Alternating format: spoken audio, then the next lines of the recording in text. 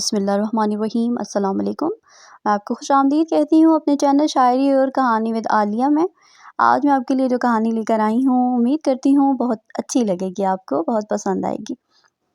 ایک شخص کی عادت تھی کہ وہ اذان سے کافی پہلے مسجد میں آ جاتا اور وضو کر کے قرآن پاک کی تلاوت شروع کر دیتا۔ اس طرح جماعت ہونے سے پہلے اس تلاوت کے لیے کافی وقت مل جاتا۔ آج بھی کچھ اسی طرح ہوا تھا۔ وہ مسجد میں بیٹھا تلاوت کر رہا تھا کہ ایک چھوٹا بچہ مسجد میں داخل ہوا اور ہاتھ منہ دھو کر مسجد کے ایک کونے میں بیٹھ گیا۔ اس نے مسکرا کر بچے کی طرف دیکھا تو بچے نے بھی مسکراہٹ سے جواب دیا۔ وہ سر جھکا کر پھر تلاوت میں مشغول ہو گیا۔ تھوڑی دیر بعد تلاوت کے دوران اس نے سر اٹھا کر دیکھا تو وہ چھوٹا بچہ اپنے ننھے ہاتھ اٹھا کر آنکھیں بند کر کے دعا مانگ رہا تھا۔ اس کے لبوں پر مسکراہٹ پھیل گئی۔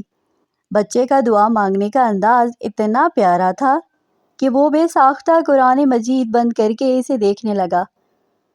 تھوڑی دیر بعد اس بچے نے دعا ختم کی اور باہر جانے لگا تو اس کا دل چاہا کہ وہ اس بچے کی حوصلہ افزائی کے لیے اسے کچھ دے۔